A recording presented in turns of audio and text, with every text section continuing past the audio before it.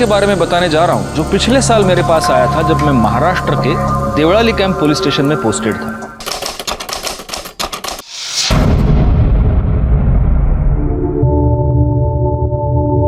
ठीक है।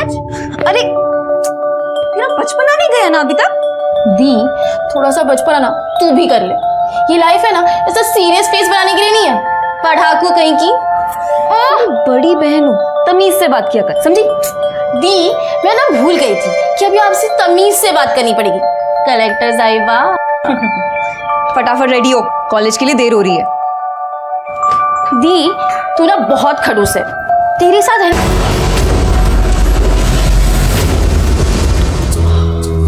कहाँ हो काजल, अटका हो गई है? भाई साहब, हम आपको ऐसे अंदर जाने नहीं दे सकते। जी। तो क्या चाहिए तुझे? भाई साहब, आपको आपकी जेब ढीली करनी पड़ेगी। देखो पहले मुझे अंदर जाने दो, बहुत जरूरी है। नहीं, बिल्कुल जरूरी नहीं है। पहले आपका पर नेक देना पड़ेगा। अरे यार, ये नहीं समझेंगे लोग।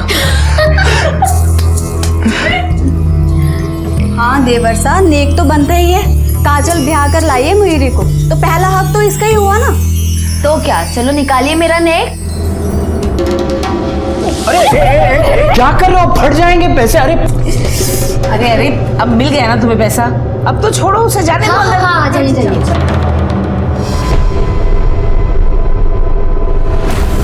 अरे तू अंदर कहाँ जा रही है? चल बाहर तू। सॉरी। कितनी सुंदर हो तुम। और उसका फोन भी बंद है साहब। हो सकता है अपने दोस्तों के साथ कहीं नाइट आउट पे गई। बिना बताए वो कहीं नहीं जाती, और वैसे भी मैंने उसके सारे दोस्तों के साथ बात भी कर ली है। उनमें से किसी ने भी आज उसे कॉलेज में नहीं देखा है। तो आप ये कैसे कह सकते हैं कि वो घर से निकलकर कॉलेज ही गई हो? कहीं और गई हो? सर, मैंने ही उसे कॉलेज के पास ड्रॉप किया था और फिर मैं अपने इंस्टीट्यूट चली गई थी। आपके पास पल्लवी, उसकी कोई फोटो है? हाँ सर। आपको कोई रैंसम कॉल आया है या फिर आपकी किसी के साथ कोई भी दुश्मनी? नहीं साहब, हमारे किसी के करेंगे, और अगर इस बीच वो घर आती है तो आप प्लीज हमें इन्फॉर्म कीजिए। जी सर।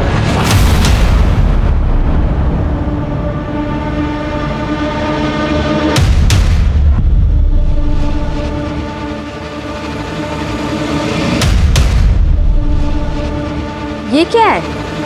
चलो। ये तुम्हारी बहन है ना? ये इन कपड़ों में क्या कर रही है? वो भाई की शादी थी ना, तो हमारे यहाँ रस्म है कि भाई की शादी बहन करवाती है।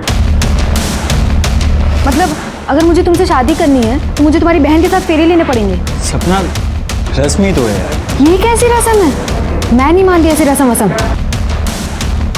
सपना, इतनी भी बड़ी बात नहीं है यार। बड़ी बात है। शादी में पति पत्नी एक दूसरे को 7 वचन देते हैं और मैं वो सारे 7 वचन तुम्हारी बहन को नहीं दे सकती। तुम्हें ऐसी शादी करनी है ना तो दूसरी दुल्हन ढूंढ लो। Yes sir. जी, मैं इंक्वायरी कर रहा हूँ। मैं जल्द से जल्द अपनी रिपोर्ट आपके सामने रखूंगा। सर जिस रास्ते से पता अच्छा है। तभी तो अपना रिश्तेदार बोलकर दीपक को शादी पर ही बुला लिया था, ताकि आप सब लोग भी दीपक को अच्छे से देख पाओ। मैं दीपक को बहुत अच्छे से शादी करवाने काजल नहीं जाएगी, मैं खुद जाऊंगा। अरे रीत भात भी कोई चीज होती है?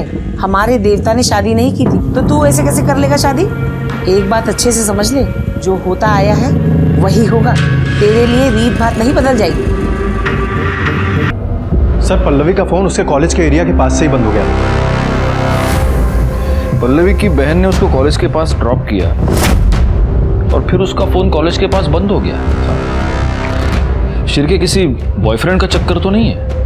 सर, कॉल रिकॉर्ड से तो ऐसा नहीं लगता, क्योंकि सारे कॉल नॉर्मल सी हैं।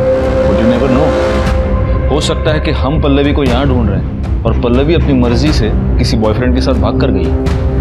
इस पल्लवी के बारे में और पता करो। ठीक है सर।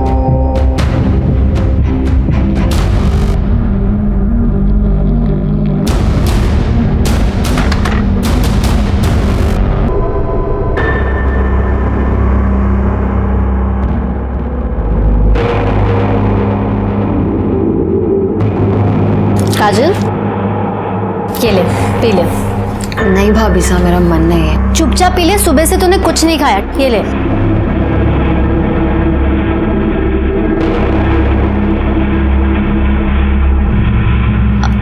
क्या हुआ? इतनी परेशान क्यों है? कुछ नहीं भाभी साहब। ला तेरा हाथ दिखा। देखो तो क्या पंगा है लाइफ में। आपको हाथ दिखने आता है? मेरी नजर तो पता नहीं क्या क्या देख लेती है। ओ, अरे तेरे हाथों में तो दीपक की लकीर है ही नहीं।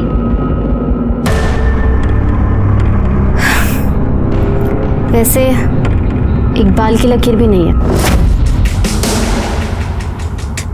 ये आप क्या कह रही हैं? कहा ना, मेरी नजर क्या क्या देख लेती है। एक मिनट चलिए जरा। मासा लाइए, मुझे दीजिए। मासा आपको पता है मेरे गांव में ना एक लड़की एक मुस्लिम लड़के के साथ भाग गई। छी छी छी छी, क्या हो गए आजकल के छोरियों छोरियों। माँ बाप की इज्जत की धज्जियां उड़े तो उड़े, लेकिन इन्हें अपनी मनमानी करनी है। ऐसे बच्चे पैदा होते ही ना इन्हें जहर देके मार देना चाहिए। सही कहा आपने। अरे काजल को मेरे से कुछ बात करनी है। चल मासा, मैं बताती हूँ ना काजल को आपसे क्या बात करनी है। काजल अभी शादी नहीं करना चाहती है और मैं तो कहती हूँ आप लोगों को इसकी शादी के लिए इतनी जल्दी नहीं करनी चाहिए। अरे इतना अच्छा रिश्ता लेकर आई है, कैसे मना कर दे?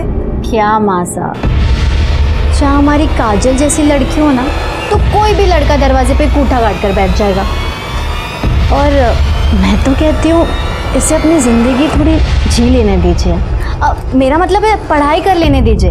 और दीपक क्या बथेरे लड़के मिल जाएंगे इसको तो। अरे अरे अरे, ऐसा थोड़ी ना होता है। ऐसे रिश्ते ना बार बार नहीं मिलते।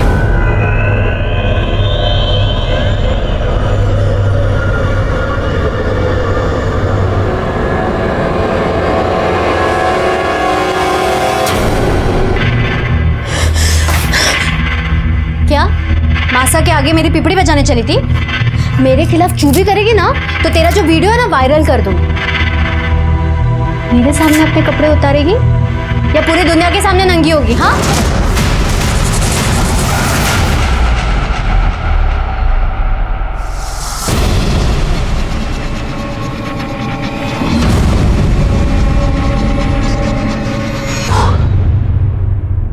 ये यहाँ पर आई कैसे? साहब वो तो पता नहीं, मैंने ये गोडाउन अमोल नाम के एक आदमी को भाड़े पे दिया है, मगर पिछले 2 दिन से उसका फ़ोन नहीं लग रहा है, तो मैं यहाँ पे आया तो। अमोल का नंबर दीजिए। हाँ सर।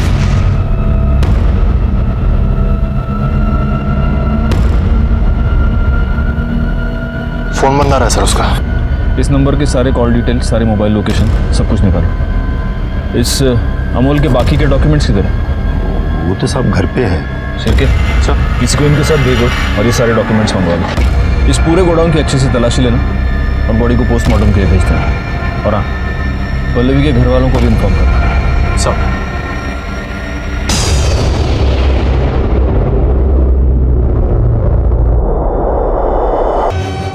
अमोल का एड्रेस मिल गया। शिरके सर, उठा लो साले।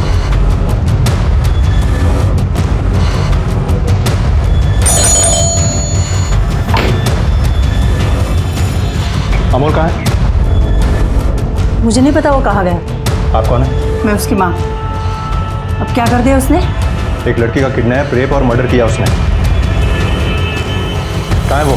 मुझे नहीं पता वो कहाँ है। उसके इसी हरकतों की वजह से मैंने उसको बहुत दिन पहले घर से बाहर निकाला था। अब चाहे तो मेरे घर की तलाशी ले सकते हो।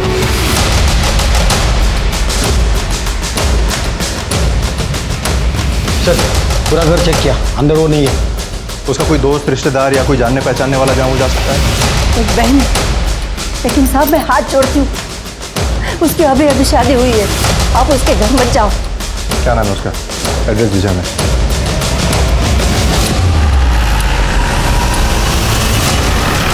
लगता है मर्डर करने से पहले इस लड़की को मॉलेस्ट करने की कोशिश की गई है।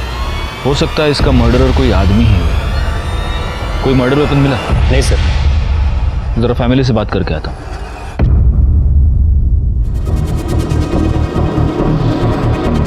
आपके परिवार की किसी के साथ कोई दुश्मनी? किसी के साथ कोई दुश्मनी नहीं थी, सब कुछ ठीक चल रहा था। पता नहीं ये सब कैसे हो गया। वैसे आपकी बहन इतनी सुबह घर के बाहर क्या कर रही है? पता नहीं सर। वहाँ वो लाश के पास जो शॉल मिली है, वो शॉल काजल की है? नहीं सर, ये शॉल तो मयूरी की है। वैसे मयूरी, हम किसी और केस की इन्वेस्टिगेशन के लिए आप ही से मिलने यहाँ पर आए थे। आपका भाई अमोल वो कहाँ है? अमूल, मुझे नहीं पता सर। इनके भाई को यहाँ पर किसी ने देखा है? नहीं सर। सर, ये मोबाइल उन झाड़ियों में मिला है। किसका है? ये तो काजल का मोबाइल है सर। काजल ने सुबह 3:45 इकबाल नाम के किसी बंदे को फोन किया। कौन है ये इकबाल? हमें नहीं पता।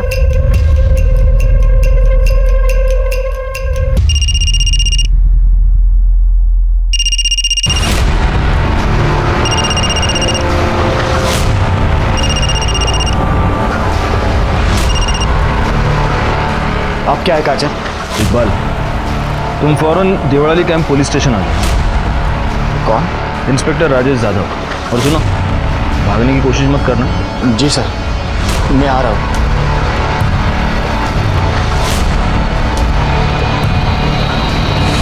काजल की बॉडी को पोस्टमार्टम के लिए भेज दीजिए। सर, वैसे हम किसी और रेप और मर्डर केस के इन्वेस्टिगेशन के लिए यहाँ पर आए थे, लेकिन अब ये सब देखकर ऐसे लग रहा है कि ये दोनों केसेस आपस में कहीं ना कहीं से जुड़े हुए हैं। और मयूरी, आपको हमारे साथ चलना होगा। क्यों सर? सर मैंने कुछ नहीं किया सर। वो हम पता लगा लेंगे। क्यों चला? मैं चलिए क्यों? चलिए। सर मैंने कुछ।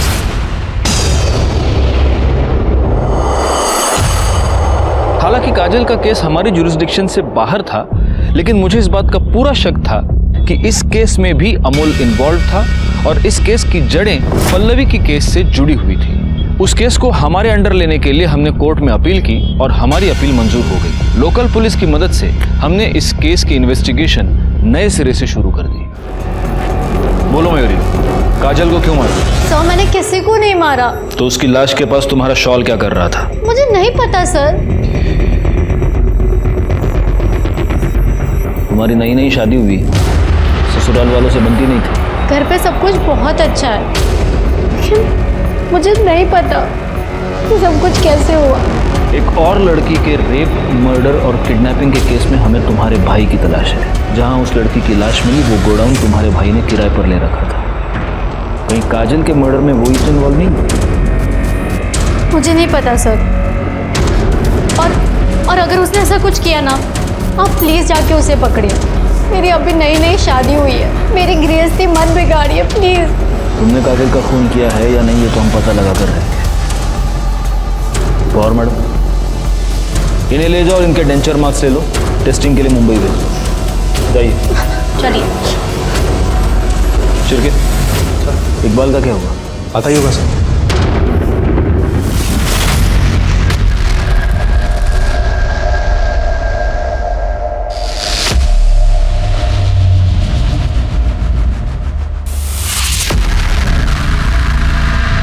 सर, काजल मेरी दोस्त है। तो तुम्हारी ये दोस्त सुबह 3:45 तुम्हें फोन क्यों कर रही थी? सर, वो नोट्स के बारे में बात कर रहे थे। नोट्स? बड़े बड़े पढ़ाकू हो यार तुम लोग, हाँ? तो अब मैं तेरी नॉलेज थोड़ी और बढ़ाता हूं। क्या है, अब तू झूठ बोल रहा है, तो हम क्या करेंगे? हम तुम्हारी कॉल डिटेल्स निकालेंगे, मोबाइल लोकेशन निकालेंगे, तो हमें सब सच पता चली जाएगा। लेकिन होगा क्या, इसमें हमारा टाइम वेस्ट होगा। तो मेरा ये सजेशन ऐसा है कि बिना टूटे फूटे अभी के अभी सब सच बता। नहीं कर दे सर। घेऊन जा, मिर्ची खायला घाला, चला। सर नहीं सर, सर बोलता हूँ ना सर। वो जब तुझसे मिलने आई थी तब उसने ये शॉल पहन रखा था।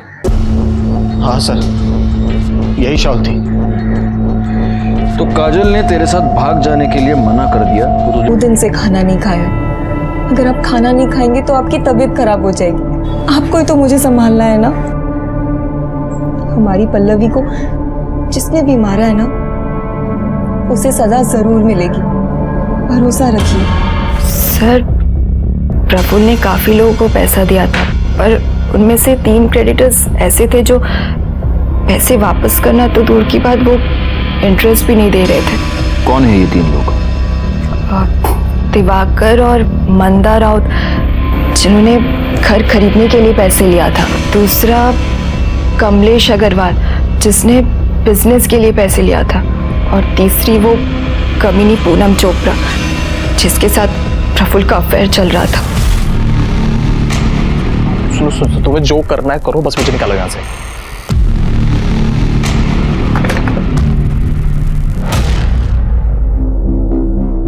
आइए सपना जी, बैठिए। तुम आनंद को कैसे जानती हो? जी अच्छी तरीके से, मेरे दोस्त हैं। सिर्फ दोस्त? बॉयफ्रेंड है। तो तुम दोनों ने अब तक शादी क्यों नहीं की? सर, आनंद छोटे हैं, संतोष भाई बड़े हैं। अभी उनकी शादी हुई है, तो बस अब आनंद की ही बारी है। यही वजह है? क्योंकि हमने तुम्हारे कुछ दोस्तों से भी बात की, तो हमें ये पता चला कि उनके घर में वो जो प्रथा है बहन से शादी करने, तुम उसके खिलाफ हो। सर, मैंने आनंद से कहा था कि मुझे ऐसे शादी नहीं करनी। लेकिन आनंद की माँ तो कभी नहीं मानती, तो इसलिए तुमने ये सोचा कि फसाद की जड़ को ही मिटा दिया जाए, और इसीलिए तुमने काजल का खून कर दिया। सर, आप ये क्या बोले जा रहे हैं? मैंने ऐसा कुछ नहीं किया है। हम हवा में बात नहीं करते सब। ये तुम्हारी मोबाइल लोकेशन, जिस रात काजल का खून हुआ उस रात को 12 बजे से लेकर सुबह 5 बजे तक तुम उनके घर में थे। काजल का खून सुबह 4 से 6 के बीच हुआ है, तो या तो तुमने खूनी को देखा है या तुमने खुद खून किया है। सर, ना ही मैंने खून किया है, ना ही मैंने किसी को देखा है। वैसे कोई और है जिसके पास पूरी वजह ये सब करने की। कौन? मयूरी भाभी सर। एक दिन सब मंदिर गए हुए थे और आनंद ने मुझे घर बुलाया, और जब मैं वहां पहुंची तो मैं आकर उसने मर्डर कर दिया। सर, सबके मोबाइल लोकेशन और कॉल डिटेल्स आ गई। ये देखो शिरके। करडे है? ये किसका नंबर है? सर, ये दीपक का नंबर। इस कॉल डिटेल्स में सारी चीज़ें तो नॉर्मल है, एक बात खटक रही है सर। क्या? ये काजल की भाभी अनीता काजल के होने वाले हस्बैंड दीपक से कुछ ज़्यादा ही बात कर रही थी सर। ये देखो।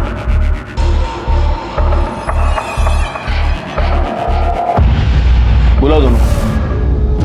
राणे, अब तूने क्या? हमारे पुलिस स्टेशन में एक वड़ा पाव अलाउड ही नहीं, कम से कम 2। लो लो सर नहीं सर, आजकल वड़ा पाव खा के मोटा हो रहा हूँ सर। तुम सिर्फ वड़ा पाव खाते हो ना? वड़ा पाव के साथ साथ 5 किलोमीटर भागना भी चाहिए। फिर सर, ये सपना के मोबाइल लोकेशन और कॉल डिटेल्स, इसके हिसाब से वो रात को 12 बजे से सुबह 5 बजे तक उधर ही थी। सुबह 5 बजे के बाद वहाँ से निकल गई। राणे, दौड़ भाग करने का और मौका आ गया। सपना को ले आओ पहले। सर, मयूरी एग्जैक्टली क्या हुआ था? मैं रोड क्रॉस कर रही थी, एकदम से एक टेम्पो सामने आ गया। कहाँ हुआ ये सब? बाजार में, मैं सामान लेने गई थी। शिरके, एक काम करो, देखो मार्केट में कोई सीसीटीवी कैमरा है क्या, और अगर है तो उसकी सारी फुटेज हमें चाहिए। ठीक है सर। आप सब लोग कुछ देर के लिए जरा बाहर जाएंगे, हमें मयूरी से अकेले में कुछ बात करनी है।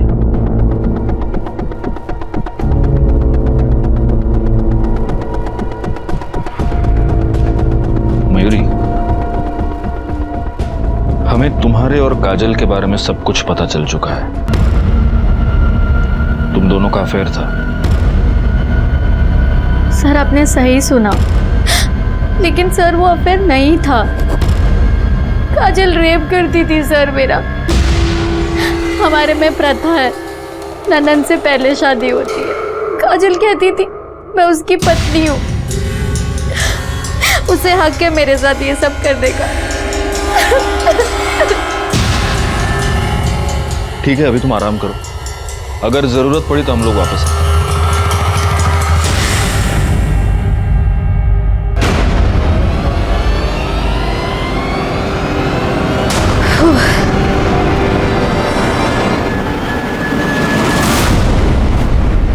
एक मिनट, ये देखो, ये टेम्पो यहाँ पहले से ही खड़ा है। ये मयूरी यहाँ से जैसे पास हो रही है, ये यहाँ से निकला। पॉज करो जरा उसको,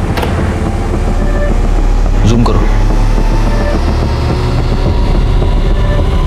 इसका नंबर दिख रहा है। आरटीओ से पता करो ये टेम्पो किसके नाम पर रजिस्टर्ड है। ठीक है सर।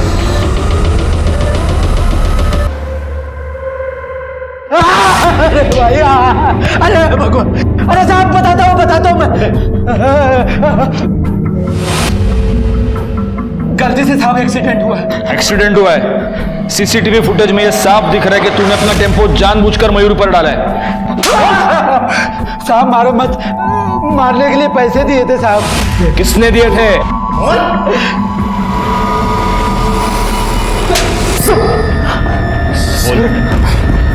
बोल। तूने ही चंदन को सुपारी दी थी ना अपनी बीवी को टेम्पो से उड़ाने के लिए? बोल। जी सर, मैंने ही पैसे दिए।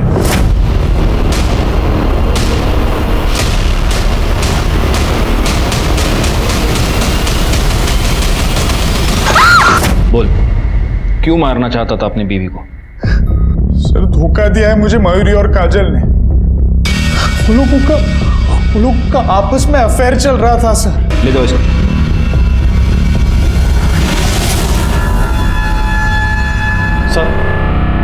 सर, काजल की बॉडी पे मिले बाइट मार्क्स की रिपोर्ट आ गई है। वो किसी लड़के की है सर। बाकी सस्पेक्ट्स की बाइट मार्क्स की रिपोर्ट आ गई? वो भी जल्दी आ जाएंगे सर। इस केस में लड़कियां तो 3 हैं, अनीता, मयूरी और सब। इन तीनों में से कौन हो सकता है? सर, मयूरी ने डेबिट कार्ड से दिल्ली की टिकट बुक किया और कैब भी बुक की अमूल के लिए। कैब कंपनी से पता करो वो किस कैब में है। आज किसी भी हाल में वो छूटना नहीं चाहिए। सर,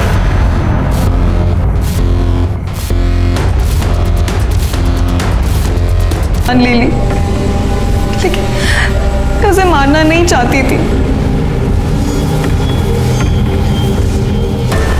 अगर तुमने ये सब कुछ पुलिस को पहले बताया होता गीतिका, तो आज काजल और तुम्हारी बहन पल्लवी दोनों जिंदा होते। मयूरी को पल्लवी की किडनैपिंग की प्लानिंग की जुर्म में सजा हुई। उसके भाई अमोल को पल्लवी की किडनैपिंग, उसका रेप और उसके मर्डर के लिए सजा हुई। और गीतिका को काजल के मर्डर के लिए सजा हुई। प्यार एक बहुत ही खूबसूरत एहसास है, लेकिन जब प्यार पागलपन बन जाए तो वो जानलेवा साबित होता है। गीतिका मयूरी से प्यार करती थी, लेकिन मयूरी को फिर काजल पसंद आने लगी। क्या ये गीतिका के लिए इस बात की दस्तक नहीं थी कि शायद मयूरी उसके प्यार के लायक नहीं थी? अगर उसने मयूरी इंतजार कर रहे होंगे।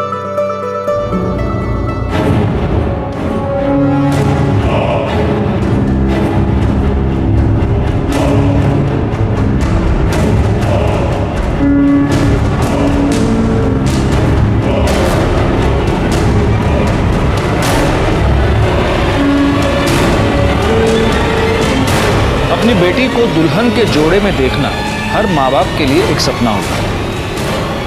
लेकिन ये कैसा वाकया था जहां पर 2 दुल्हनें आपस में शादी कर रही थी? नमस्कार, मैं senior inspector Rajesh Jadhav, crime petrol Dastak के आज के इस भाग में आप सबका स्वागत करता हूं। आज मैं आपको उस केस के बारे में बताने जा रहा हूं जो पिछले साल मेरे पास आया था, जब मैं महाराष्ट्र के देवळाली कैंप पुलिस स्टेशन में पोस्टेड था।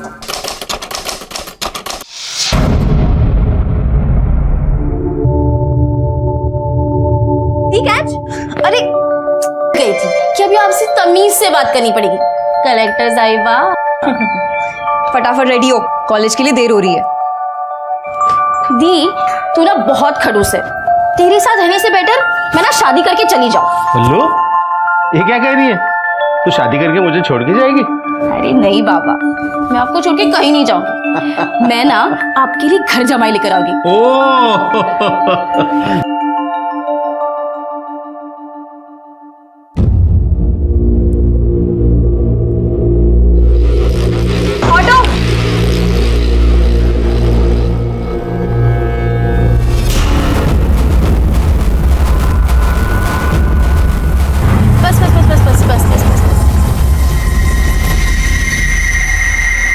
चलो दीदी, अरे मैं छोड़ देती हूँ ना कॉलेज। अरे दीदी यहीं पर तो है, मैं चली जाऊंगी। बाय, जल्दी आ जाना। Bye bye. शादी करवाने काजल नहीं जाएगी, मैं खुद जाऊंगा। अरे रीत भात भी कोई चीज होती है। हमारे देवता ने शादी नहीं की थी तो तू ऐसे कैसे कर लेगा शादी? नहीं भाभी साहब, मेरा मन नहीं है। चुपचाप पी ले, सुबह से तूने कुछ नहीं खाया। ये ले।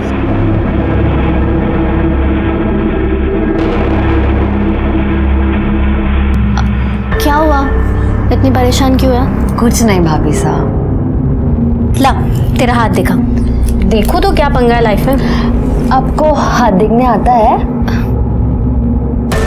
मेरी नजर तो पता नहीं क्या क्या देख लेती है। शिरके, हाँ सर। पल्लवी की पीएम रिपोर्ट आ गई? हाँ सर, ये रही। सर, रिपोर्ट के मुताबिक पल्लवी को कई बार फिजिकली असॉल्ट किया गया है और कई बार उसका ब्रूटली रेप किया गया है सर। पल्लवी की बॉडी पे सीमन के ट्रेसेस मिले हैं। इंटरनल ब्लीडिंग इतनी ज़्यादा हुई, उसकी वजह से उसकी जान गई है सर। सर, अमोल का एड्रेस मिल गया। शिरके सर। उठा लो साले, तुम्हारी नई नई शादी हुई है, ससुराल वालों से बनती नहीं थी। घर पे सब कुछ बहुत अच्छा है, लेकिन मुझे नहीं पता कि सब कुछ कैसे हुआ। एक और लड़की के रेप, मर्डर और किडनैपिंग के केस में हमें तुम्हारे भाई की तलाश है। जहां उस लड़की की लाश मिली वो गोडाउन तुम्हारे भाई ने किराए पर ले रखा था। कहीं काजल के मर्डर में वो तो इन्वॉल्व नहीं हुई? मुझे नहीं पता सर, और अगर उसने ऐसा कुछ किया ना, आप प्लीज जाके उसे पकड़िए। अब तू झूठ बोल रहा है तो हम क्या करेंगे? हम तुम्हारी कॉल डिटेल्स निकालेंगे, मोबाइल लोकेशन निकालेंगे, तो हमें सब सच पता चली जाएगा। लेकिन होगा क्या, इसमें हमारा टाइम वेस्ट होगा। तो मेरा ये सजेशन ऐसा है कि बिना टूटे फूटे अभी के अभी सब सच बताएं। नहीं कर दे सर, घेऊन जा मिर्ची खायला। पेट्रोल दस्तक में आप सभी का स्वागत करता हूं। आज हमारे हिंदुस्तान में प्रोग्रेस की रफ्तार तेजी से बढ़ रही है, लेकिन जुर्म भी थमने का नाम नहीं ले रहा। ये बढ़ता हुआ क्राइम ग्राफ पुलिस फोर्स के लिए प्रोफेशनल चैलेंज तो है ही, साथ ही जाती तौर पर जब पुलिसमैन रोजाना कत्ल और कातिल की इतनी बेरहमी देखता है तो उस पर भी इसका जरूर असर पड़ता है। एक तरफ हम तरक्की की ओर बढ़ रहे हैं, भाग रहे हैं, दूसरी तरफ जुर्म भी हमारे साथ बढ़ रहा है। ये बढ़ता हुआ जुर्म और घटती हुई इंसानियत कहीं समाज के लिए कोई दस्तक तो नहीं?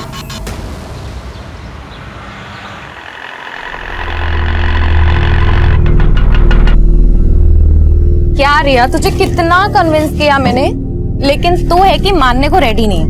2 मिनट के लिए, सिर्फ 2 मिनट के लिए प्लीज घर चलना।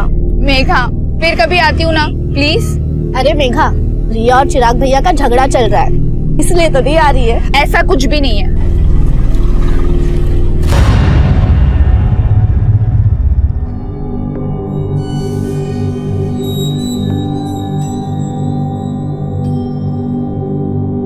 भाई साहब, मेरा मानना है प्रीत रीत से बड़ी होती है।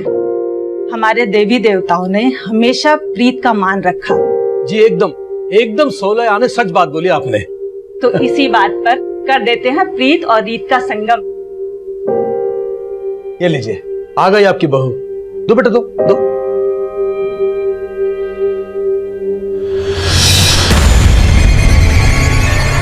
चाय इधर है। चाय, थैंक यू। माँ, मुझे ये शादी नहीं करनी है। जो लड़का शादी से पहले ही मुझे बाज की तरह से घूर घूर के देख रहा था, वो शादी के बाद पता नहीं क्या करेगा मेरे साथ। ना बाज अपनी बाजीगिरी से बाज आएगा और ना तेरे पापा अपने फैसले से बदलने वाले हैं, समझी? पर ये फैसला मेरी जिंदगी, मेरे सपने, सब कुछ तबाह कर देगा और ऐसा मैं होने नहीं दूंगी। क्या हो रहा है यहाँ पे? क्या होता मचा रखा? कुछ नहीं पापा, बस कब गिर गया था। कब गिर गया था? सिर्फ कब नहीं फूटा है? लगता तेरा दिमाग खराब हो गया है। मंडी जाना मुझे, देर हो रही है।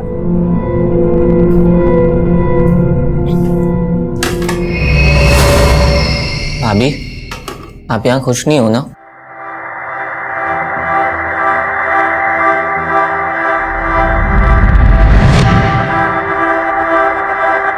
क्यों रे?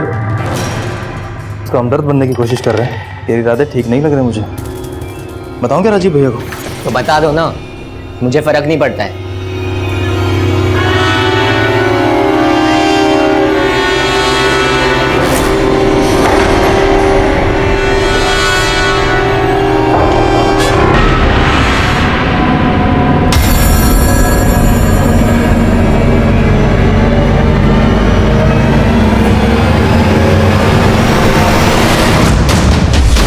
भैया, रिया भाभी का कॉल आया था, आप उनका कॉल नहीं पिक कर रहे हो?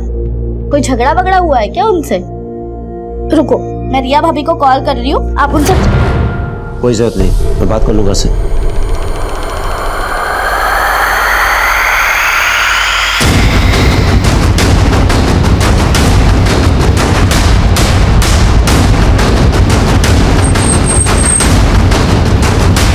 सर, एक लड़के की बॉडी है।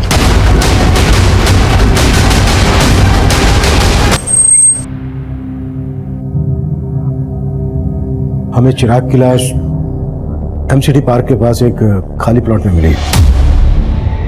आप लोगों से चिराग कुछ कहकर गया था कि कहाँ जा रहा है? चिराग भैया ने तो कुछ बताया नहीं था, पर हो सकता है वो रिया भाभी से मिलने गए हो। रिया भाभी? चिराग शादीशुदा था? नहीं सर, चिराग भैया की शादी होने वाली थी। रिया चिराग भैया के फियांसे हैं। मॉर्निंग में मुझे रिया भाभी का कॉल आया था, वो बोल रही थी कि चिराग भैया उनका फोन पिक नहीं कर रहे हैं। भैया, रिया भाभी का कॉल आया था, आप उनका कॉल नहीं पिक कर रहे हो? कोई झगड़ा वगड़ा हुआ है क्या उनसे? रुको, मैं रिया भाभी को कॉल कर रही हूँ, आप उनसे। कोई जरूरत नहीं, मैं बात कर लूंगा से। जब भैया गए थे तब उनका मूड भी काफी ऑफ लग रहा था।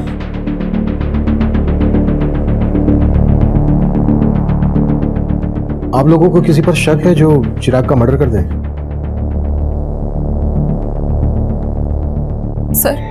सर जरूर ये जतिन और उसके दोस्तों ने किया है।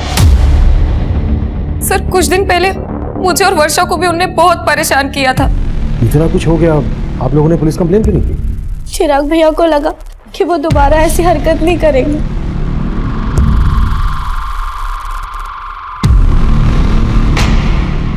रविंदर, जतिन और उसके दोस्त के बारे में पता करो और उठा लो दोनों को। सर, एक बात है, हमें क्राइम सीन से चिराग का फोन मिला था।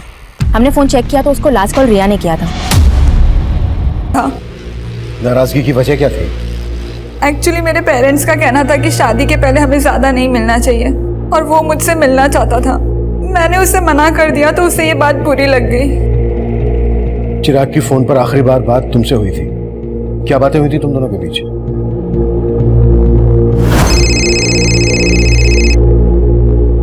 सो फाइनली तुमने मेरा फोन उठा लिया।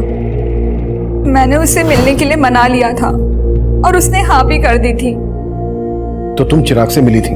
नहीं सर, पर हम मिलने वाले थे। उसने मुझे एमसीडी का उसने अपना फोन कुरुक्षेत्र में ही बंद किया था। माना चिराग के मर्डर वाले दिन उसका फोन कुरुक्षेत्र में एक्टिव था, पर यह भी तो हो सकता है कि जतिन तब गाजियाबाद में हो और ये सब एलिबाई खड़ी करने की एक चाल हो। जतिन के लिए लुकआउट नोटिस जारी करो, वो गाजियाबाद में छुपा हो सकता है या फिर कहीं और भी सब। और जतिन के साथ साथ रिया के बारे में भी पता करो। जब चिराग का मर्डर हुआ तब रिया उसी एरिया में थी। हो सकता है उसने हमसे झूठ बोला हो कि वो चिराग से नहीं मिली थी। मैं समझ सकता हूँ कि किस्मत ने उसे एक बहुत बड़ा घाव दिया, लेकिन अपने बाकी के बच्चों के लिए तुम्हें इस दुख से उभरना पड़ेगा ना। ऐसा काम थोड़ी चलेगा। चिराग के जाने के बाद चाचा जी को तो लाइसेंस मिल गया आने का। मुझे कुछ ठीक नहीं लग रहा है।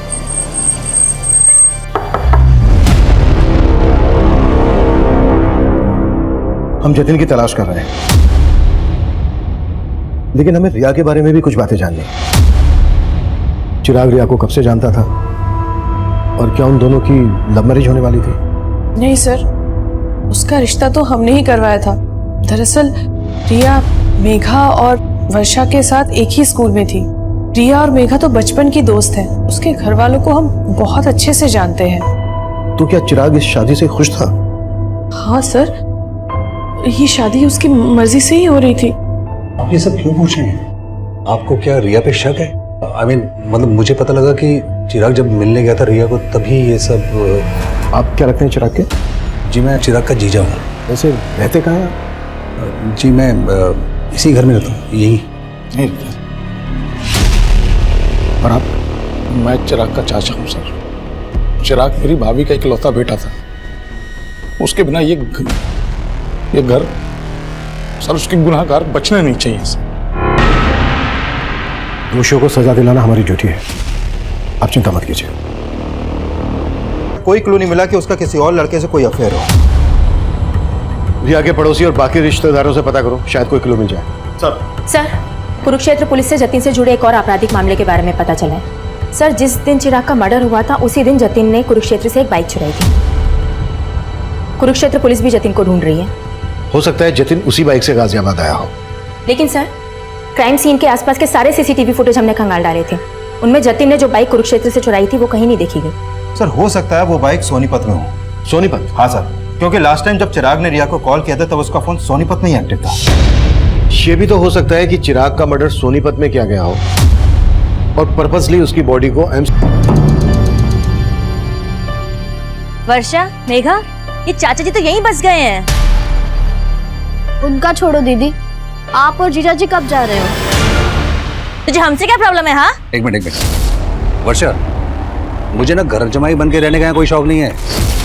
तुम दोनों को पता है कि मैंने एक फ्लैट बुक किया है। अगर उसका बिल्डर पैसे लेके भागा नहीं होता ना तो मैं तो यहाँ पिछले 2 साल से जीजा जी आप यही बोल रहे हैं। और दीदी, आपको तो पता है ना अपना फाइनेंशियल कंडीशन कैसा है, इसलिए प्लीज आप दोनों अपने रहने का इंतजाम कहीं और ही कीजिए ताकि हम ऊपर वाला फ्लोर रेंट पे दे सकें।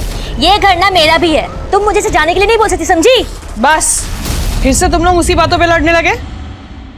और मेघा, किसकी नीयत कैसी है ये मैं अच्छे से जानती हूँ और इन सब बातों के लिए मैं हूँ।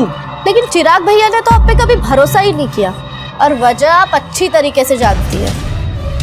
हम चिराग के घर वालों के बारे में पता कर रहे थे और दूसरी तरफ हम जतिन को भी ढूंढ रहे थे, लेकिन हमें जतिन नहीं मिल रहा था जिस पर चिराग की फैमिली शक जता रही थी। चिराग की मंगेतर रिया भी हमारे रडार पर थी, लेकिन इस केस से जुड़ा एक अलग ही एंगल तब हमारे सामने आया जिसने इस केस को अचानक से एक घुमाव दे दिया। सर हमने उस दिन के सोनीपत के एरिया के सीसीटीवी खंगाले थे जब चिराग का फोन वहां पर एक्टिव था, लेकिन उसमें से किसी भी फुटेज में चिराग कैप्चर नहीं हुआ।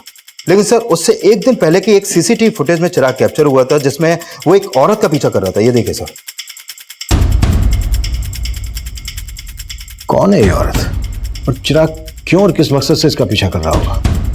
प्रिया, औरत घूंघट में है, फिर भी चिराग के घर वालों को ये फुटेज दिखाओ, हो सकता है वहां से कोई हिंट मिल जाए। Right sir.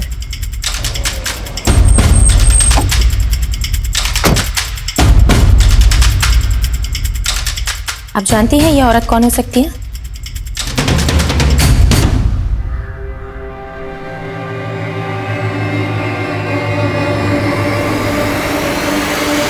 नीच, जब मैं अंदर होता हूँ तब भी तू इसी तरह झांकता है? हाँ झांकता हूँ, लेकिन आपकी तरह आपकी मशरूफियत में बाधा नहीं डालता।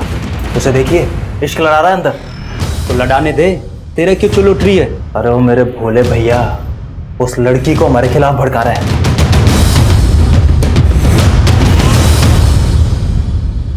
सर, चिराग की फैमिली इस औरत को आइडेंटिफाई नहीं कर पाई। वो लोग खुद कंफ्यूज है कि आखिर चिराग किसी औरत के पीछे क्यों जाएगा। सोनीपत के इस एरिया में पूछताछ जारी रखो, हो सकता है कि इसने कुछ विटनेस किया। सर, सुजाता के जिस रिश्तेदार ने रिया और चिराग का रिश्ता करवाया था मेरी उनसे बात हुई। उनका कहना है कि चिराग के मर्डर वाली सुबह उनको रिया की माँ का कॉल आया था और वो रिया से चिराग का रिश्ता तोड़ना चाहती थी, लेकिन उससे पहले चिराग का मर्डर हो गया सर। यानी चिराग और जानबूझकर ये बात हमसे छुपाई गई? नहीं सर, ऐसा कुछ भी नहीं है। तो फिर कैसा है? शादी क्यों तोड़ना चाहती थी? सर एक्चुअली वो चिराग कुछ दिनों से बहुत अजीब बिहेव करने लगा था। पहले वो जब भी मिलता था अच्छी बातें करता था, लेकिन अचानक से उसके बिहेवियर में चेंजेस आ गए। रिया, एक सीरियस बात करना चाहता हूँ तुमसे। कैसी बात? क्या तुम्हारा सच में कोई पास्ट नहीं था? जो बातें मुझे तुम्हें बतानी चाहिए थी मैं पहले ही बता चुकी हूँ। सच में मेरा कोई पास्ट नहीं था। मतलब उसे तुम पर शक था कि तुम्हारा कोई एक्स है? नहीं सर, ऐसा कुछ भी नहीं है, लेकिन उसके इन सवालों से मैं तंग आ गई थी। मैंने ही मम्मी से कहा था कि मैं उससे शादी नहीं करना चाहती और फिर मैंने डिसाइड किया कि उस दिन मैं चिराग से मिलकर सब कुछ खत्म कर लूंगी। तो उस दिन चिराग तुमसे मिला था? नहीं सर, मैंने कहा ना मैं उस दिन चिराग से नहीं मिली। लेकिन चिराग की लाश हमें उसी एरिया में मिली जहाँ तुम उससे मिलने वाली थी। सर आप कहना क्या चाहते हैं? मैंने चिराग को मारा है। सर माना रिया के बयान से लग रहा है कि चिराग को डाउट था कि रिया का कोई पास्ट होगा, लेकिन जितना हमने रिया के बारे में पता किया उससे कहीं नहीं लगा कि रिया की लाइफ में कोई और लड़का भी होगा। लेकिन सवाल यह है कि चिराग को शक क्यों था?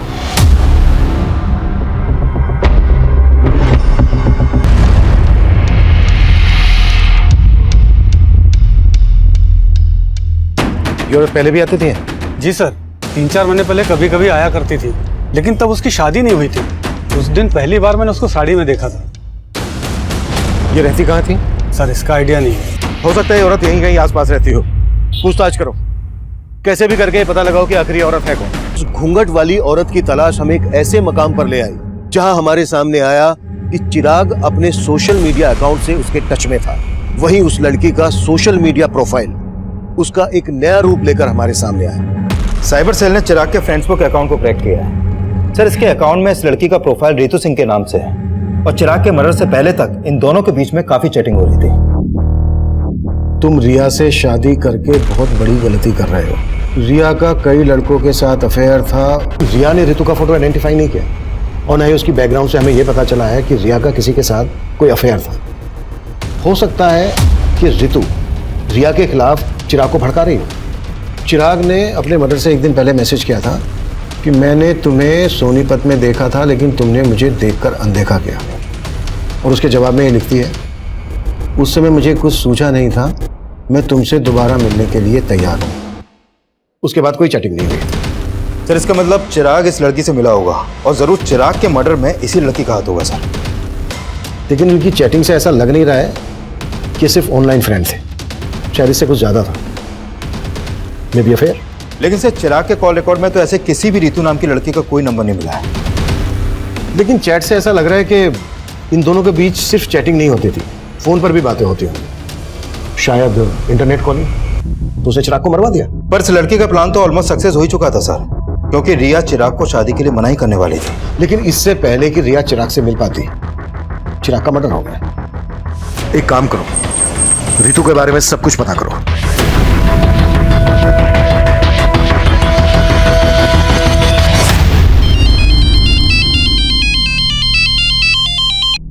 हरविंदर सर, उस लड़की के पेरेंट्स के घर का पता चला। उस लड़की का असली नाम छाया है। छाया? लेकिन उसका प्रोफाइल तो रितु के नाम से था।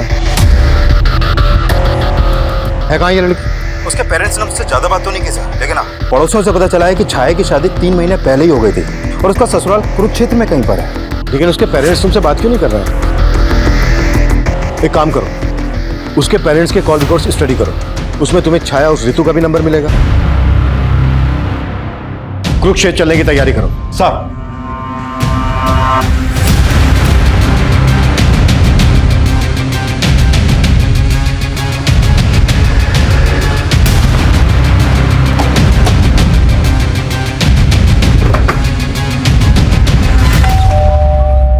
जी, हम छाया से मिलने आए हैं। हमें पता चला है कि उसकी यहीं पर शादी हुई है। जी, वो मेरी बीवी है, लेकिन आप उससे क्यों मिलना चाहते हो?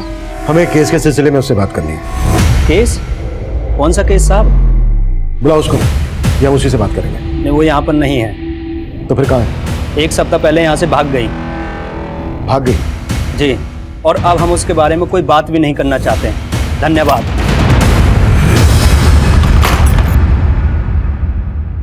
सर, छाया का फोन स्विच ऑफ है।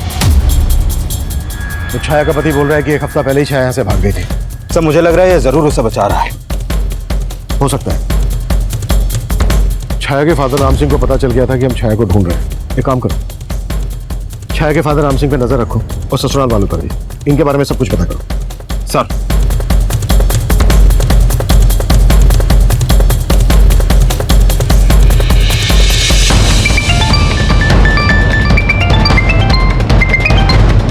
जैन सर। जय हिंद। छाया के कॉल रिकॉर्ड्स आए? जी सर, वही स्टडी करी थी। सर, छाया का फोन 1 हफ्ते पहले सोनीपत में ही बंद हुआ था। भैया, जहाँ पर छाया के पेरेंट्स रहते हैं, हो सकता है छाया वहीं छुपी है। पता करो। जी सर। और सर, छाया के कॉल रिकॉर्ड के हिसाब से गाजियाबाद का एक नंबर मिला है जिस पर उसकी काफी बातचीत होती थी। किसका नंबर है? सर, ये नंबर किसी जितेंद्र वशिष्ठ के नाम पर रजिस्टर्ड है। नंबर स्विच ऑफ है या एक्टिव है? सर, एक्टिव है। जितेंद्र को थाने बुलाओ। जी सर। सर, जितेंद्र वशिष्ठ आ गया है। बुलाओ। सर, छाया मेरी स्टूडेंट थी। मैं जिस कॉलेज में पढ़ाता था, छाया 3 महीने पहले तक वहां पढ़ती थी। 3 महीने पहले तक पढ़ती थी? लेकिन बात तो तुम दोनों के बीच 1 हफ्ते पहले तक हो रही थी। तुम दोनों के बीच सिर्फ टीचर और स्टूडेंट वाला रिश्ता था या फिर? नहीं सर, छाया मेरी स्टूडेंट थी। वो मेरी बहुत रिस्पेक्ट करती थी सर। थी? मतलब अब कहाँ है वो? सर, मैं आपको सब कुछ बताता हूँ। दरअसल छाया एक ऐसे कम्युनिटी से बिलोंग करती है जहाँ एक ही लड़की की शादी परिवार के सभी बेटों के साथ कर दी जाती थी। व्हाट? हाँ सर, कुरुक्षेत्र में उसकी शादी 3 भाइयों के साथ हुई थी, लेकिन वो इस शादी के खिलाफ थी, पर उसके पेरेंट्स ने उसकी एक बात नहीं सुनी और वो अपनी तकलीफ मुझसे शेयर करती थी। 1 हफ्ते पहले वो मुझसे नरेला मिलने आई थी। सर, वो अपने 3 पतियों से तंग आकर वहाँ से भाग आई थी। वो मेरी हेल्प चाहती थी सर। कैसी हेल्प? सर, उसको पैसों की ज़रूरत थी। उसने मुझसे कहा था कि मुंबई में उसकी एक फ्रेंड है जो एनजीओ में काम करती है। मैंने उसे मुंबई जाने के लिए 10,000 रुपये भी उधार दिए थे और फिर उसके बाद वो चली गई। लेकिन फोन तो उसका अभी बंद आ रहा है। सर, मुझे भी ये समझ में नहीं आ रहा है। अच्छा, मुंबई में कहाँ जाने वाली थी वो? किस फ्रेंड की बात कर रही थी? सर, इस बारे में उसने मुझसे कुछ नहीं बताया।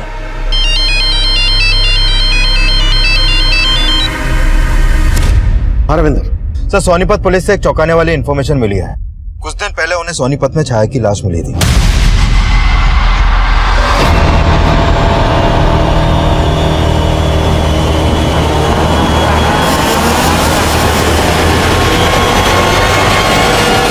सर, सोनीपत पुलिस ने छाया का पोस्टमार्टम करवाया तो सामने आया कि छाया का मर्डर भी चिराग की तरह उसका गला दबा के किया गया था और उसकी मौत 1 हफ्ते पहले तभी हो गई थी जब उसका फोन बंद हुआ। लेकिन जितेंद्र की ये बात सही निकली कि छाया की शादी 3 भाइयों से हुई थी। Right sir. और उस गांव में ऐसी कई औरतें हैं जिनके 1 से ज्यादा पति हैं और सभी वहां के जमींदार हैं। सर, उस गांव की रीति के हिसाब से एक ही परिवार के सभी बेटों की शादी एक औरत से इसलिए करवाई जाती है ताकि जमीन का बंटवारा ना हो, लेकिन औलाद पैदा करने का हक सिर्फ बड़े भाई को होता है। बाकी के भाई उस औरत को सिर्फ एक सेक्स वर्कर की तरह इस्तेमाल करते हैं। सर, छाया इस शादी के खिलाफ थी। हो सकता है चिराग और छाया का शादी के पहले से अफेयर हो। इस बात में सच्चाई नहीं लग रही, क्योंकि चिराग रिया से शादी करने वाला था और छाया चिराग से ऋतु बनकर चैटिंग करती थी। हाँ, एक बार को यह हो सकता है कि छाया के 3 पतियों को ऐसा लगा हो कि छाया और चिराग का अफेयर चल रहा है, इसलिए उन्होंने पहले चिराग को और उसके बाद छाया को मार डाला। संतोष, बहुत हो गया तेरा 1/3 और हम तेरी हड्डियों के पट्टे इकट्ठे करेंगे। बोल, क्यों मारा चिराग को, क्यों मारा छाया को? साहब, हम तो चिराग को जानते भी नहीं थे और छाया तो घर से भाग गई थी साहब। हम सच बोल रहे हैं साहब, हमने कुछ नहीं किया। झूठ ना बोलो साहब, इन दोनों ने ही मारा है छाया को। झूठ क्यों बोल रहा है तू? पीछे रह के बात कर। बोल। झूठ बोल रहे हैं साहब, ये इन दोनों ने ही मारा है। उसकी ऐसी किसी फ्रेंड को जानते हो जो मुंबई में रहती है? नहीं साहब, उसने तो बस मुझे इतना ही बताया था कि वो गाजियाबाद में अपने किसी दोस्त से मिलने जा रही है। इसके अलावा उसने मुझे कुछ नहीं बताया था साहब। सर, मैंने चिराग के कॉल रिकॉर्ड्स में एक नंबर आइडेंटिफाई किया है जिस पर उसकी काफ़ी बात होती थी। वो नंबर उसके दोस्त उमेश का है सर। सर, मैं और चिराग एक ही स्कूल में पढ़ते थे। हम दोनों काफ़ी अच्छे दोस्त थे। तुम्हें क्या लगता है चिराग का मर्डर किसने किया होगा? उसको नापसंद करने वाले उसके घर वाले भी। मतलब किसकी बात कर रहे हैं? सर, एक तो उसके चाचा, चिराग से उनकी बिल्कुल नहीं बनती थी और मैं अपने जीजा से भी तंग आ गया था। उमेश। हाँ भाई। मैं जीजा जी से ज्यादा ना अपनी बहन नीलम के लिए दुखी हूँ। क्यों? अरे जीजा जी किसी काम के नहीं है। नौकरी ढूंढना तो दूर की बात, हमारे घर में आके बैठ गए। मैं दीदी की वजह से चुप हूँ, नहीं तो। सर, चिराग के जीजा की उनके घर पर भी नजर थी और एक बार तो उन्होंने चिराग की माँ के गहने तक गायब किया। चिराग के जीजा ने चोरी भी की थी? हाँ सर, और कहानी ये बताई कि गहने किसी ने लूट लिए। मैं सुनार के पास से जब आया तो यहाँ पर आया, ये यहाँ पर ये एक आदमी मिला, इसने मुझे चूरा दिखाया। मैंने यहाँ से गहने लिए और वहाँ कहीं भाग गया वो। लेकिन चिराग ने कंप्लेंट करने से मना कर दिया था क्योंकि उसे पता था कि अगर वह कंप्लेंट करेगा तो चिराग का जीजा ही झूठा साबित होगा और घर की बदनामी होगी। चिराग को अपने चाचा के साथ क्या प्रॉब्लम थी? सर, आप जैसा सोच रहे हैं सब बिल्कुल नहीं। माना कि चिराग मुझे पसंद नहीं करता, लेकिन सुजाता भाभी में चिराग की जान बसती तो मैं उसे कैसे मरवा सकता हूँ? चिराग में सुजाता की जान बसती थी और तेरी जान सुजाता में बसती है, इसलिए सुजाता की जिंदगी में जगह बनाने के लिए तूने चिराग को मरवा दिया। क्या सर? जब चिराग का मर्डर हुआ मैं तो शहर में था ही नहीं सर, मैं तो शहर के बाहर था सर। तेरे सारे कांड पता कर लिए हमने, कभी चिट फंड का तो कभी नकली पेपर्स बनवाकर प्रॉपर्टी का धंधा। बहुत लोगों को चूना लगाया तूने, और वो तू घर बिकवा कर भी नीलम का हिस्सा लेना चाहता था, और तेरे रास्ते का रोड़ा था चिराग। सर, आप मेरे और भाभी के रिश्ते को लेकर गलत सोच रहे हैं। दरअसल उमाशंकर भाई साहब कई साल पहले गुजर गए, तो भाभी का ख्याल मेरे अलावा कौन रखता? फिर तेरे बीवी बच्चों ने तुझे क्यों छोड़ा? सब पता कर लिया हमने, उन्हें भी यही लगता। भाभी के बीच में तेवर भाभी से पहले दोस्ती का रिश्ता है। मतलब सर बड़ी भाभी सुनीता की मौत के बाद। अब ये सुनीता भाभी कौन है? सर मेरे भैया की पहली पत्नी। सर उनकी मौत के बाद भैया ने सुनीता भाभी की छोटी बहन सुजाता से शादी कर ली ताकि उनके बच्चों को माँ का प्यार मिल सके। मतलब नीलम और चिराग तुम्हारी सुजाता भाभी के बच्चे नहीं है? नहीं सर, वो बड़ी भाभी के बच्चे हैं, लेकिन सुजाता ने मेघा और वर्षा से ज्यादा उन दोनों का ख्याल रखा। सर सुजाता जब शादी होकर यहाँ आई थी तो उसकी उम्र बहुत कम थी, तो भैया ने मुझे जिम्मेदारी दी कि मैं एक दोस्त की तरह उनका ख्याल रखूं। सर जो रिश्ता भैया ने बनवाया था ना, उसमें चिराग ने दिल खोल के कीचड़ उछाला है। सर आप हमारे परिवार का इतिहास निकलवा के सिर्फ हमारे जख्मों पे नमक छिड़क रहे हैं। सुजाता जी, हम सिर्फ अपनी ड्यूटी कर रहे हैं। तो सही जगह कीजिए ना ड्यूटी। मेरे बेटे के मर्डर में किसी घर वाले का नहीं बल्कि बाहर वाले का हाथ है। प्लीज प्लीज हमें तंग करना बंद कर दीजिए। सर, छाया के कॉल रिकॉर्ड में मुंबई का एक भी नंबर नहीं मिला है और ऐसा कोई लीड भी नहीं मिला है जिससे पता चले कि उसका कोई रिश्तेदार मुंबई में होगा। मतलब जितेंद्र ने झूठ बोला था हमसे?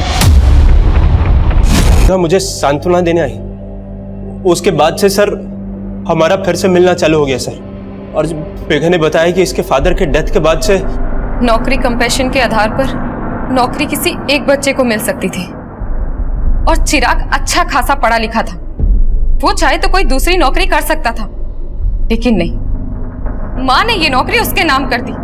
मुझे लगा अगर मैं चिराग को मार दूंगी तो ये नौकरी मेरे नाम हो जाएगी। मुझे मालूम था छाया जितेंद्र की स्टूडेंट थी, इसलिए जितेंद्र की मदद से हमने छाया की फोटो यूज की और रितु नाम की एक फेक प्रोफाइल बनाई और चिराग को फ्रेंड रिक्वेस्ट भेजी और उसने वो रिक्वेस्ट एक्सेप्ट भी कर ली। धीरे धीरे हमारी नॉर्मल बातें होने लगी। फिर एक दिन चैटिंग के थ्रू चिराग ने मुझे कहा कि उसे रिया से शादी करनी है। बस इसी मौके का फायदा उठाकर मैंने चिराग को कहा रिया की फोटो भेजने के लिए और फिर मैंने उसे लिखना शुरू किया कि मैं रिया को जानती हूँ और फिर धीरे धीरे चिराग के मन में रिया के खिलाफ शक पैदा करवाया। और चिराग तुम्हारे उन मैसेजेस पर बिना सोचे समझे भरोसा करने लगा था? नहीं, मैं रितु बनकर कभी कभी किसी ऐप के जरिए उससे वॉइस कॉल करती थी। एक तरफ चिराग और रिया का रोज झगड़ा होने लगा और दूसरी तरफ चिराग मुझसे बार बार मिलने की रिक्वेस्ट करने लगा। उसी दिन उसने छाया को सोनीपत में देख लिया और छाया ने उसे देखकर जिस तरह से रिएक्ट किया उसे शक होने लगा। इसीलिए मैंने रितु बनकर उसे कॉल किया और उसे मिलने के लिए बुलाया। और तुम्हें पता था चिराग और रिया एमसीडी गार्डन में मिलते थे, इसलिए तुमने उसको वहीं पर मिलने के लिए बुलाया।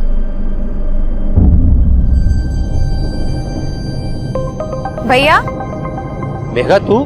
रिया ने मुझे आपके पास भेजा है, चलिए मैं आपको उसके पास ले चलती हूँ।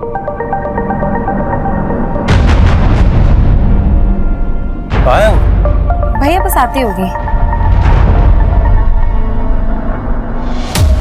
मुझे पता था आप लोग किसी न किसी तरह छाया तक पहुंच जाएंगे और इसलिए छाया को मैंने कहा कि तुम अपने पति को छोड़कर भाग जाओ और उससे मैंने कहा कि मैं एक एनजीओ के बारे में जानता हूँ और वो जब मिलने आई तो हमने। और ये तुमने सिर्फ नौकरी पाने के लिए किया? नहीं, ये बंटवारे के प्यार से थक गई थी, मैं तंग आ गई थी। हर वक्त नीलम चिराग। सुजाता जी, चिराग और नीलम की सौतेली माँ थी, तुम्हारी तो अपनी माँ है, सगी। लेकिन क्या फायदा, वो तो उन दोनों से प्यार करती थी ना। पापा की मौत के बाद उनके पेंशन और पीएफ के 50 लाख रुपए मिले थे, लेकिन वो नीलम और उसके निकम्मे पति के घर बसाने में लगाना चाहती थी। लेकिन चिराग तो तुम दोनों बहनों से प्यार करता था। क्या करती मैं ऐसे प्यार का? माँ का सारा प्यार, प्रॉपर्टी, पापा के पैसे सब रख लेता वो। अगर तुम्हें लग रहा था कि तुम्हें तुम्हारा हिस्सा